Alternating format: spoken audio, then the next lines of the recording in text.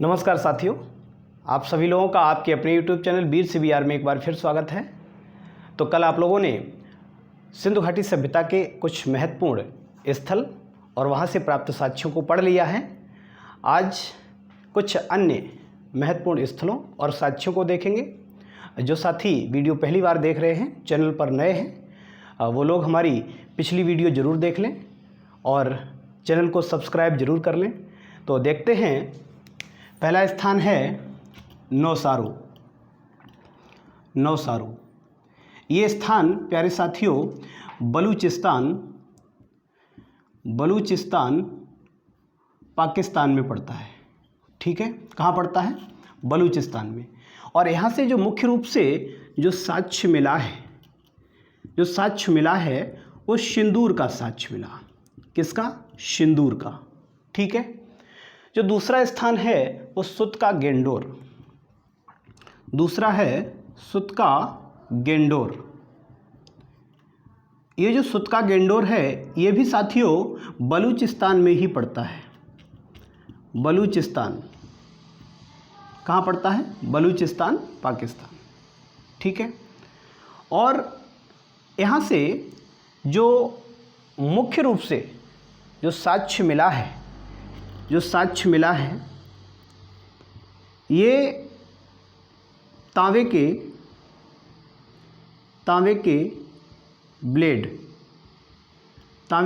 Blade के साक्ष्य। ठीक। और मिट्टी की चूड़ियाँ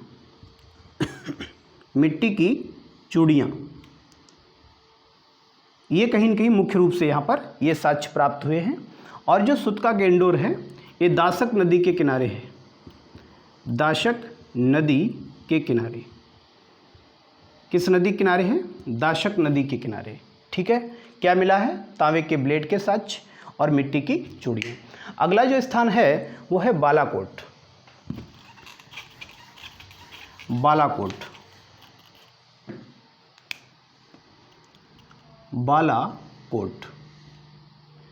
ये भी प्यारे साथियों बलूचिस्तान में है। बलूचिस्तान। ठीक है। और यहाँ से ऐसा कोई महत्वपूर्ण साक्ष्य नहीं मिला है जो परीक्षाओं में पूछने लायक हो, लेकिन ये एक प्रकार का एक बंदरगाह है। बंदरगाह। ठीक है। तो मुख्य रूप से हमारा यहाँ पर इस स्थान को बताने का कारण यही था कि ये कहाँ पर पड़ता है और ये क्या है? एक बंदरगाह है। ये चीज़ पूछ ली जाती है परीक्षा में। आपको 4 नाम दे दिए जाएंगे और पूछ लिया जाएगा कि इनमें से कौन सा स्थान बंदरगाह है। ठीक है, इस तरीके से पूछ लेते हैं, तो इसलिए कहीं न कहीं इसको बताया है। इसके बाद जो अगला स्थान है वो रंगपुर है। क्या है? रंगपुर। ठीक। ये कहाँ पड़ता है? ये गुजरात में पड़ता है। गुजरात में। ठीक है। रंगपुर कहाँ है? गुजरात में है। और ये स्थान ऐसा स्थान है कि कभी कभी आपसे प्रश्न पूछा जाता है कि ऐसा स्थान कौन सा है जहाँ से हड़प्पा काल से पहले के साक्ष्य मिले हों, हड़प्पा कालीन साक्ष्य मिले हों और हड़प्पा काल के बाद के भी साक्ष्य मिले हों। ऐसे स्थान का नाम बताइए। तो ये वही स्थान है जहाँ से हड़प्पा काल के पहले के, हड़प्पा काल के और हड़प्पा काल के बाद के भी साक्ष्य यहाँ से मिले हैं। तो मुख्य रूप से इसमें लिख लीजिए कि यहाँ से प्राक हड़प्पा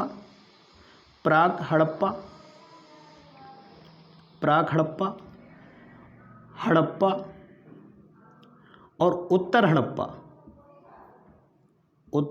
हड़प्पा कालीन अवशेष मिले। ठीक है। तो ये कहाँ है? गुजरात में पड़ता है। और यहाँ से जो साक्ष्य मिला है वो कहीं न कहीं धान के साक्ष्य मिले। किसके मिले? धान के साक्ष्य। ठीक है साथियों। तो अगला स्थान है हमारा सुरकोटदा। ठीक। ये भी गुजरात में ही पड़ता है। गुजरात के कच्छ में। ठीक है, कच्छ ज़िले में पड़ता है गुजरात में। ठीक है, और यहाँ से जो मुख्य रूप से जो साक्ष्य मिला है वो कहीं न कहीं घोड़े के अस्थिपंजर के साक्ष्य मिले हैं, लेकिन ये संदिग्ध है। क्यों संदिग्ध है? क्योंकि जो हड़प्पा सभ्यता है उसके अन्य जो भी स्थान हैं वहाँ से कहीं न कहीं से भी घोड़े के कोई अस्थिपंजर, कोई साक्ष्य मिले ही नहीं। और जो सिंधु घाटी सभ्यता थी, जो हड़प्पा सभ्यता थी, वो घोड़े पर कहीं न कहीं निर्भर नहीं थी। उस सभ्यता में कहीं घोड़े देखने को नहीं मिले और इसलिए यहाँ से जो घोड़े के अस्थिपंजर के साक्ष्य मिले हैं ये संदिग्ध लगते हैं। ठीक है, क्या मिला यहाँ से? घोड़े के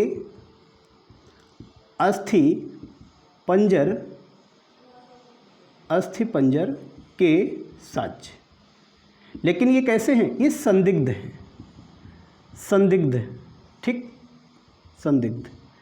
तो यहाँ से एक और साक्ष्य मिला है, कलश शवाधान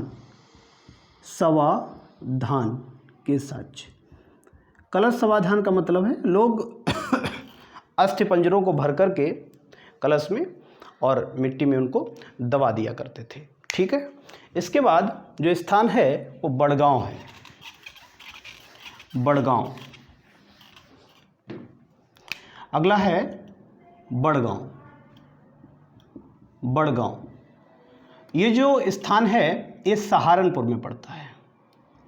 सहारनपुर कहाँ पड़ता है? सहारनपुर में। ठीक है साथियों, तो यहाँ से जो मुख्य रूप से ये लिख लीजिए, यहाँ पर ये मशकरा नदी एक बहती है वहाँ पर। मशकरा नदी के किनारे, मशकरा नदी के किनारे। तो बड़गांव ये सहारनपुर में पड़ता है और किस नदी के किनारे है? मशकरा नदी के किनारे। ठीक है, और यहाँ से कोई मुख्य रूप से कोई मुख्य साक्ष्य नहीं मिला है। केवल आप इतना याद रखिए कि बड़गांव कहाँ है? मशकरा नदी किनारे है। ये कई बार पूछा गया है। इसके बाद अगला स्थान है आमरी। आमरी ये जो स्थान है ये सिंध प्रांत में पड़ता है। कहाँ पड़ता है? सिंध प्रांत में, और सिंधु नदी के किनारे है। सिंधु नदी के किनारे। ठीक है, और मुख्य रूप से जो साक्ष्य मिला है जो साक्ष्य मिले हैं यहाँ से बारहसिंघा के साक्ष्य। किसके साक्ष्य मिले? बारहसिंघा के साक्ष्य। ठीक है, इसके बाद अगला स्थान है आपका राखीगढ़ी। क्या है? राखीगढ़ी।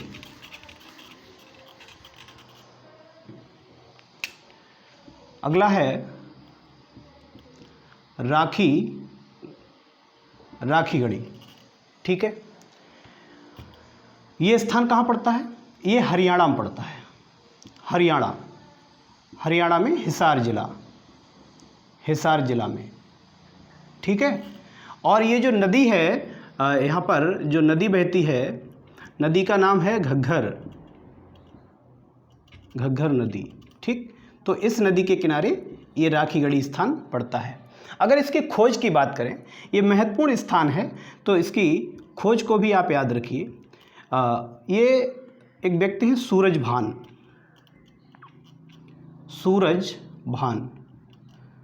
भान महोदय। इन्होंने इस स्थान की खोज की थी। ठीक है, ये बहुत ही महत्वपूर्ण स्थान है क्योंकि हड़प्पा कालीन जितने भी स्थान हुए हैं उन सभी स्थानों में ये सबसे बड़ा स्थान है। कैसा स्थान है? सबसे बड़ा स्थान है। यहाँ नोट करके लिख लीजिए, ये स्थान अन्य हड़प्पा कालीन स्थानों में या स्थानों में सबसे बड़ा है। ठीक है, क्या? राखीगढ़ी। ठीक, तो ये हो गया आपका, ये सूरजभान महोदय ने इसकी खोज की और ये सबसे बड़ा स्थान, ये कई बार ये पूछा गया है और आगे भी बिल्कुल चांस हैं, ये पूछा जा सकता है। ठीक है, इसके बाद आपका द्वैमावाद। द्वैमावाद, द्वैमावाद ये जो स्थान है, ये सिंधु घाटी सभ्यता का सबसे दक्षिणतम स्थान है। द्वैमावाद कहाँ पड़ता है? महाराष्ट्र में। ठीक है, ये महाराष्ट्र में पड़ता है, महाराष्ट्र। ठीक, और किस नदी के किनारे है? प्रवरा नदी के किनारे, प्रवरा नदी। ठीक है, और यहाँ लिख लीजिए कि ये स्थान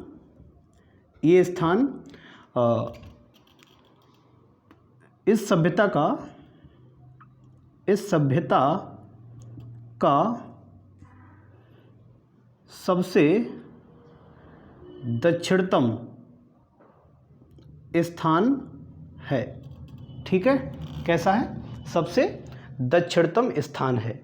और यहाँ से जो मुख्य रूप से साक्ष्य मिले वो एक रथ के साक्ष्य मिले हैं। ठीक है, और ये रथ एक मनुष्य चला रहा है और कहीं न कहीं गैड़ा आदि के साक्ष्य मिले हैं। यहाँ लिख लीजिए, इसको साफ किए दे रहे हैं। जो साक्ष्य मिले हैं यहाँ से, साक्ष्य, रथ चलाते हुए मनुष्य के साक्ष्य। ठीक है, सांड के साक्ष्य मिले। ठीक, और गैड़ा के साक्ष्य मिले।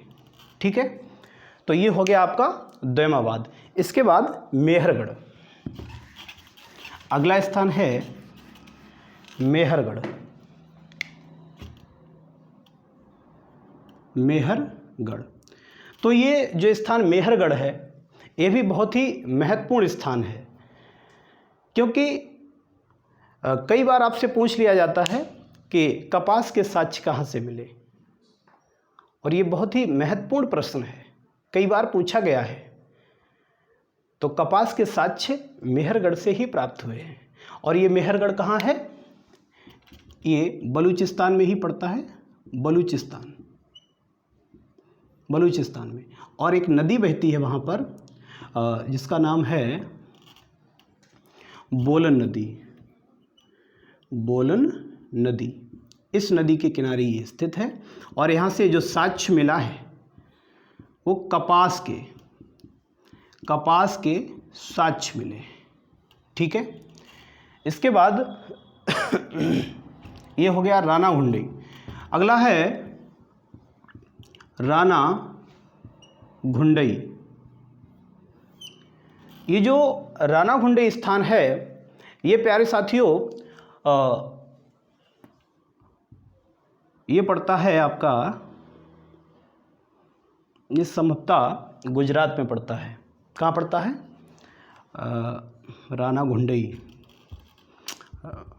ये पड़ता है पाकिस्तान, बलूचिस्तान में है। कहाँ है? बलूचिस्तान। ठीक, इसे नोट कर लीजिए, ये बलूचिस्तान में पड़ता है, पाकिस्तान में।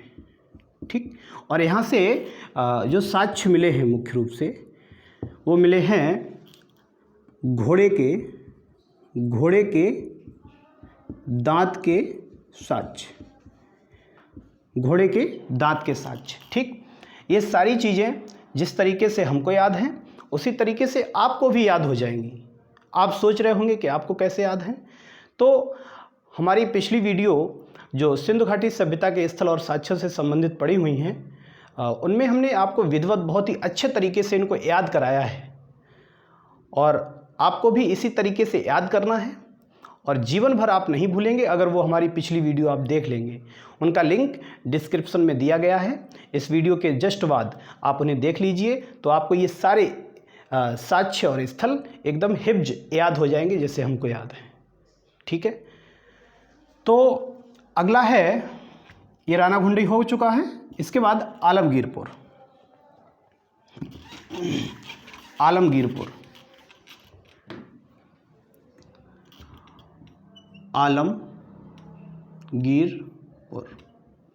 ये कहाँ पड़ता है? ये उत्तर प्रदेश में एक जगह पड़ती है, मेरठ। तो मेरठ में ये स्थान पड़ता है आलमगीरपुर, ठीक है। मेरठ में पड़ता है उत्तर प्रदेश, ठीक। और यहाँ से जो साक्ष्य मिले वो कहीं न कहीं मनके बनाने वाले कारखाने मिले। क्या मिला? मनके बनाने वाले कारखाने,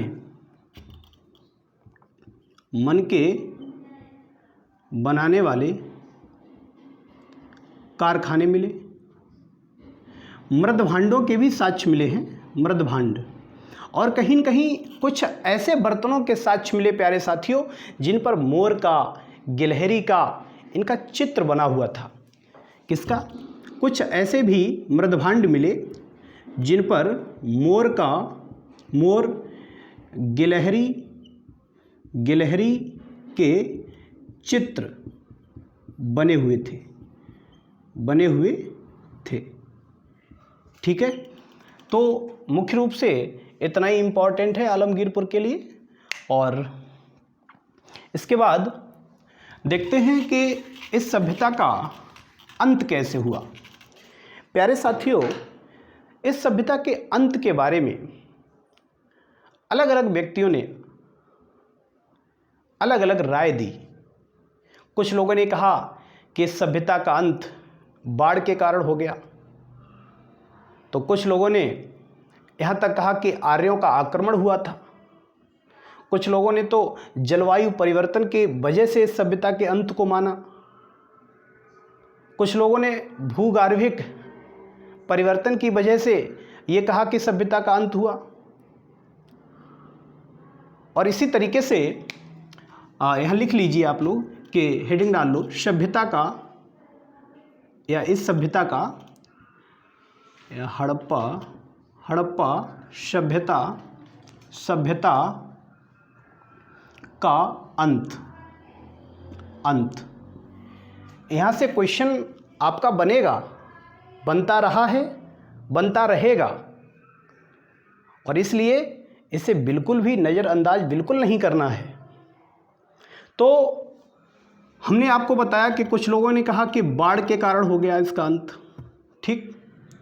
कुछ लोगों ने कहा कि आर्यों का आक्रमण हुआ, इसलिए इस सभ्यता का अंत हो गया। कुछ लोगों ने कहा कि जलवायु परिवर्तन के कारण हो गया, ठीक। और इसी तरीके से कुछ लोगों ने कहा कि भूगर्भिक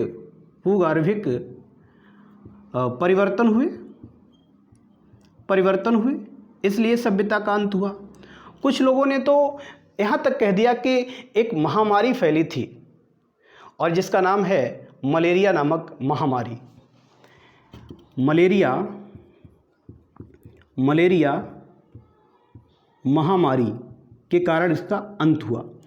और कुछ लोगों ने कहा कि व्यापारिक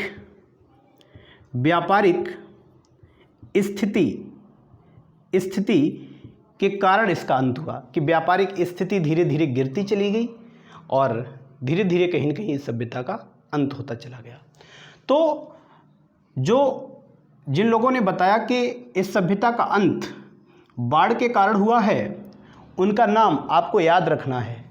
प्रश्न पूछ लिया जाता है कि 4 नाम दे दिए जाते हैं और कहा जाता है कि इनमें से किस व्यक्ति ने ये माना कि सिंधु घाटी सभ्यता का अंत बाढ़ के द्वारा हुआ है। और जब इस प्रकार का क्वेश्चन आ जाता है तो आप लोग सोचते हैं कि बहुत ही टफ पेपर बनाया गया, लेकिन टफ नहीं है, आपने सही से पढ़ा नहीं है। तो इसलिए देखते हैं कि जो बाढ़ का कारण बताया था वो मार्शल महोदय ने बताया, मार्शल महोदय और मैके महोदय, इन 2 लोगों ने ये कहा कि इस सभ्यता का जो अंत हुआ वो बाढ़ के कारण हुआ, ठीक है। आर्यों का आक्रमण हुआ, ये किसने कहा? एक व्यक्ति हैं मार्टिमर व्हीलर, इन्होंने ये कहा, इधर इसको साफ किए दे रहे साथियों,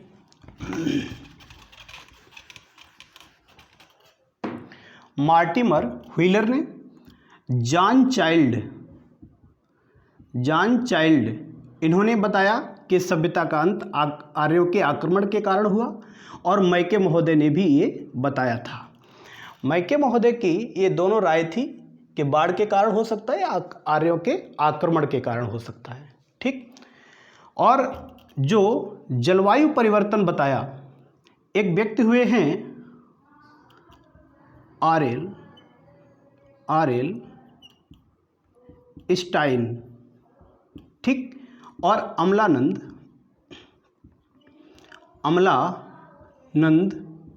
घोष, इन्होंने बताया कि जलवायु परिवर्तन के कारण इसका अंत हुआ।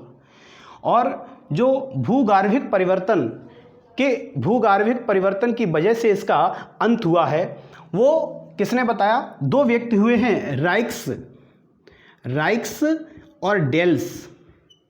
इन दो लोगों ने ये कहा कि इसका जो अंत हुआ वो भूगार्भिक परिवर्तन के कारण हुआ। मलेरिया नामक बीमारी यानी महामारी के कारण इसका अंत हुआ, तो ये किसने बताया? कैनेडी महोदय ने, ठीक है।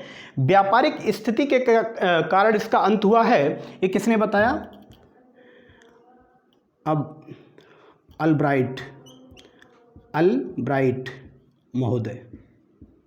महोदय ने, ठीक। तो ये नाम आप लोग याद रखिए, यहाँ से प्रश्न बनते हैं। तो बाढ़ का जो कारण बताया मार्शल महोदय और मैके महोदय ने बताया। आर्यों का आक्रमण हुआ, ये किसने बताया? मार्टिमर व्हीलर, जॉन चाइल्ड और मैके महोदय ने। जलवायु परिवर्तन के कारण इसका अंत हुआ, ये किसने बताया? आरएल स्टाइन और अमलानंद घोष ने। और भूगार्भिक परिवर्तन राइक्स और डेल्स ने। मलेरिया महामारी के कारण हुआ, तो ये किसने कहा? कैनेडी ने। व्यापारिक स्थिति के कारण हुआ, ये किसने कहा? अल्ब्राइट महोदय ने, ठीक है। लेकिन अगर देखें मुख्य रूप से इस सभ्यता को जो अंत हुआ है वो पर्यावरणीय परिवर्तन ही थे। पर्यावरण में परिवर्तन हुआ, जलवायु में परिवर्तन हुआ, वर्षा कम हुई, और जब वर्षा कम हुई तो अनाज उत्पादित नहीं हो पाया, लोग भूखमरी के शिकार होने लगे, और कहीं न कहीं अन्य देशों के साथ जो व्यापार होता था उस व्यापार में भी कमी आ गई। और जब व्यापार में कमी आई, टिन आदि जो मंगाते थे ये लोग बाहर से, वो भी आना बंद हो गया। तो जब ये सारी चीज़ें आना बंद हो गई तो कहीं न कहीं जो मन के बनाने के कारखाने थे वो भी, उनका भी पतन हो गया धीरे धीरे। और जब पतन हो गया तो जो शिल्पकार थे, शिल्पकार बेचारे कहीं न कहीं वो भी भूखमरी का शिकार होने लगे। तो इन सब चीज़ों से इस सभ्यता का अंत हो गया। तो क्लास कैसी लगी साथियों? क्लास को लाइक करें, चैनल को सब्सक्राइब ज़रूर कर लो, और वीडियो अपने दोस्तों में ज़रूर शेयर करें। तो कल फिर मिलेंगे, फ़िलहाल आज के लिए इतना ही रखेंगे। कल फिर मिलेंगे एक नई वीडियो के साथ, तब तक के लिए नमस्कार।